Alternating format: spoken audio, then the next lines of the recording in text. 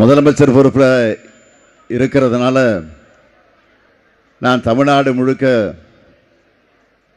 சுற்றுப்பயணம் போனாலும் 10 நாளைக்கு ஒரு முறை குளத்தூருக்கு வராமல் என்னால் இருக்கவே முடியாது. ஒரு வாரம் ஆனாலே நம்ம சேகர்பாபு கிட்ட எப்போ தொகுதிக்கு போகலாம்,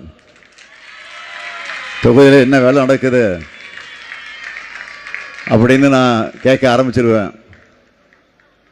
தேர்தல் அறிவித்ததும் வேட்புமனு தாக்கலை பண்ண வந்த இந்த தொகுதிக்கு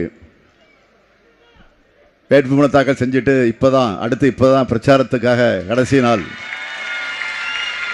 உங்ககிட்ட வாக்கு கேட்க வந்திருக்கிறேன். ஏன்னா அந்த அளவுக்கு இந்த தொகுதிக்கு தொடர்ந்து வந்து எல்லா பணிகளையும் செஞ்சு கொடுத்துருக்கிறேன். நான் செய்து கொடுத்த திட்டப்பணிகள் தான் எனக்காக இங்கே ஓட்டு கேட்டுக்கிட்டு இருக்கு. மற்ற வேட்பாளர்களுக்காக தமிழ்நாடு முழுக்க சுற்றி வந்து நான் வாக்கு கேட்டாலும் என்னுடைய தொகுதியில் மொத்தமாகவே 1 மணி நேரம் கூட இல்லை, ஒரு 3/4 மணி நேரம் சுற்றி இருக்கிறேன். நீங்களே நான் ஓட்டு கேட்டு வரணும்னு எதிர்பார்க்க மாட்டீங்க. குளத்தூர் மக்கள் மேலே காட்டக்கூடிய அன்பு அப்படிப்பட்டது.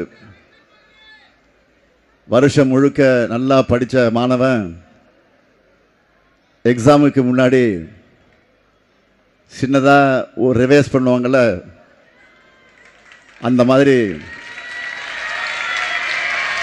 இத்தனை ஆண்டு உங்களுக்காக உழைச்சிருக்கிறேன். நான் செஞ்ச திட்டங்களுக்காக எனக்கு வாக்கு கேட்கும் அந்த நிலை தான். நான் சொல்கிறது கரெக்டு தானே?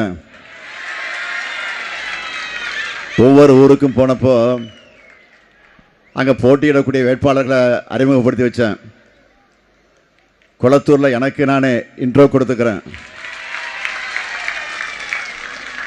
உங்களுக்காக உழைச்ச இத்தனை திட்டங்களை குளத்தூருக்கு கொண்டு வந்த உங்களின் ஒருவனான இந்த முத்துவேல் கருணாநிதி ஸ்டாலினுக்கு 3 முறை வாய்ப்பு கொடுத்தீங்க. இந்த முறையும் உதயசூரிய சின்னத்தில் வாக்களித்து எனக்கு வாய்ப்பு கொடுப்பீங்களா?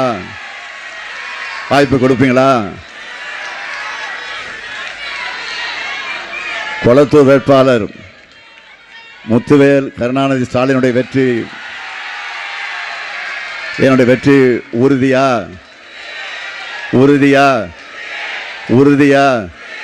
இன்னும் சத்தமா? நன்றி. ஏற்கனவே ஒரு மாடல் தொகுதியாக குளத்தூரை மாற்றி வச்சிருக்கிறோம். இன்னும் சிறப்பாக உயர்ந்த குளத்தூராக உறுதியாக மேம்படுத்துவேன். நிறைய பேர் என்கிட்ட மற்ற ஊர்களை விட நீங்கள் சென்னைக்கு நிறைய திட்டங்களை கொண்டு வர மாதிரி இருக்குன்னு என்னிடத்தில் சொல்லுவாங்க. நான் எல்லா ஊரையும் சமமாக தான் பார்க்குறேன். எல்லா மாவட்டத்துக்குமே அந்தந்த பகுதிகளுடைய மக்கள் தொகைக்கு ஏற்ப திட்டங்களை செஞ்சு கொடுத்துட்டு தான் இருக்கேன். இருந்தாலும் ஏன் நிறைய பேருக்கு அப்படி தோணுதுன்னு நான் யோசித்து பார்த்தேன். அப்போ தான் புரிஞ்சுது. கடந்த அதிமுக ஆட்சியில் 10 ஆண்டு காலமாக சென்னை முற்றிலுமாக புறக்கணிக்கப்பட்டு இருந்துச்சு. மாநிலத்தில் அதிமுக ஆட்சி இருந்தால் கூட சென்னை வளரணும்னா திமுக தான் வேணும்னு சென்னையின் தீர்ப்பு எப்போவுமே சாலிடாக திமுக பக்கம் தான் இருக்கும். அதனாலேயே சென்னையை பழிவாங்கிற மாதிரி அதிமுக ஆட்சியில் பாராமுகமாக செஞ்சு வச்சுருந்தாங்க. நம்ம தலைநகரையே தவிக்க விட்ட ஆட்சி தான் அதிமுக ஆட்சி.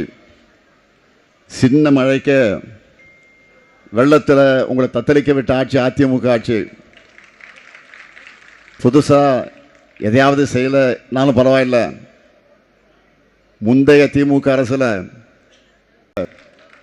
பார்க்கிற எண்ணுயிர் மக்களை நாங்கள் ஆட்சிக்கு வந்து முதல் 3 ஆண்டுகளில் பண்ணிய சாதனைகளை பார்த்துட்டு இந்தியாவில் யாரும் பெற முடியாத 40க்கு 40 என்ற முழு வெற்றியை கொடுத்தீங்க நாடாளுமன்றத்தில். அதே மாதிரி சட்டமன்ற தேர்தலையும் நாம் வரலாறு படைக்கணும். தமிழ்நாட்டின் தொழில் வளர்ச்சிக்காக எங்களுக்கு தொடர்ச்சியான வெற்றியை தரணும்.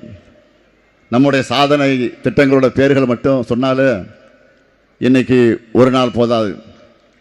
அதனால் ஒரு சில திட்டங்களை மட்டும் சொல்லி அது எப்படி மக்களோடு நெருங்கி இருக்கு, அந்த திட்டங்களால் பயனடைகிற பயனாளிகள் இந்த ஸ்டாலினை எப்படி பார்க்குறாங்கன்னு சொல்கிறேன். மகளிர் மேம்பாடு எடுத்துக்கிட்டா மாதம் மாதம் 1000 ரூபாய் கலைஞர் மகளிர் உரிமை தொகை வாங்கக்கூடிய சகோதரிகள் இந்த ஸ்டாலினை நினச்சி பார்ப்பாங்க. ஒவ்வொரு முறையும் விடியல் பேருந்தில் சுதந்திரமாக பயணிக்கிறப்பவும் என்ன நினச்சி பார்ப்பீங்க. அதே போல் தோழிகள் விடுதிகள் திட்டம், பிங்க் ஆட்டோக்கள், கருப்பை புற்றுநோய் தடுப்பூசி வழங்கக்கூடிய திட்டம் நிறைய இருக்குது. கல்வி வளர்ச்சின்னு எடுத்துக்கிட்டா காலை உணவு திட்டத்தில் சுவையான உணவை சாப்பிட்ற குழந்தைகளும் காலையிலே சீக்கிரமே இருந்து வேலைக்கு போகிற பெண்களும் என்ன நன்றியோடு நினச்சி பார்ப்பாங்க. புதுமை பெண் திட்டத்தில் மாதம் 1000 வருதுன்னு கல்லூரிக்கு போகிற மாணவிகள் எல்லோரும் இந்த ஸ்டாலினுக்கு தேங்க்ஸ் சொல்லுவாங்க. அப்படித்தான் ஒரு பெண் கல்வியில் சிறந்த தமிழ்நாடு என்ற நிகழ்ச்சியில் மேடையில் நின்று கண்ணீரோடு இந்த திட்டம் எப்படி உதவியாக இருக்குன்னு நன்றி சொன்னாங்க. நெகிழ்ந்து போன நான் அவங்களை அழைச்சி உச்சந்தலையில் அன்போடு முத்தம் தந்து என் பேனாவை அன்பளிப்பாக தந்தேன். அந்த காட்சியை என்னால் மட்டும் இல்லை, தமிழ்நாட்டிலையும் யாராலையும் மறக்க முடியாது.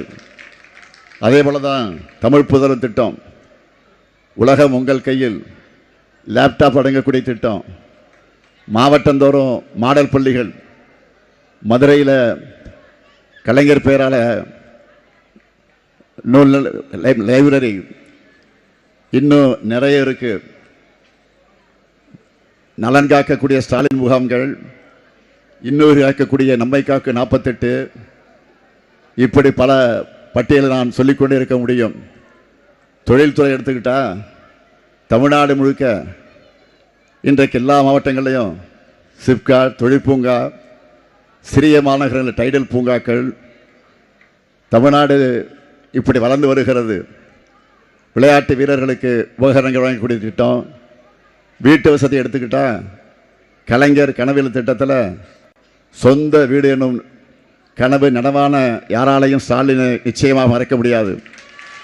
அதோட நகர்ப்புற வாழ்விட மேம்பாட்டு வாரியம் மூலமாக ஏழை மக்களுக்கான அடுக்குமாடி குடியிருப்புகள், பல ஆண்டு கனவாக இருந்த 23 லட்சம் பேருக்கு இலவச பட்டா, வயசானவங்களுக்கும் மாற்றுத்திறனாளிகளுக்கும் தாய்மானவர் திட்டத்தில் வீடு தேடி ரேஷன் பொருள் சேரும்போது அவங்க நிச்சயம் இந்த ஸ்டாலினை வாழ்த்துவாங்க. ஆன்மீகமாக சொல்ல வேண்டிய அவசியம் இல்லை. அதே போல் அரசு ஊழியர்களுக்கு எப்படிப்பட்ட கோரிக்கையை நிறைவேற்றி கொடுத்தோன்னு உங்களுக்கு எல்லாரும் தெரியும். இப்படி துறை வாரியாக இன்னும் நிறைய இருக்குது. அதனால தான் சொல்கிறேன், சிறந்த உட்கட்டமைப்புக்கு தமிழ்நாடு தான், சிறந்த கல்விக்கு தமிழ்நாடு தான், மருத்துவத்துக்கு தமிழ்நாடு தான், தொழில் முதலீட்டுக்கு தமிழ்நாடு தான், சட்டம் ஒழுங்குக்கு தமிழ்நாடு தான், அமைதிக்கும் மத நல்லிணக்கத்துக்கும் தமிழ்நாடு தான். இப்படி எல்லா துறையிலும் சிறக்க உழைக்கிறவர் தான் இந்த முத்துவேல் கருணாநிதி ஸ்டாலின்.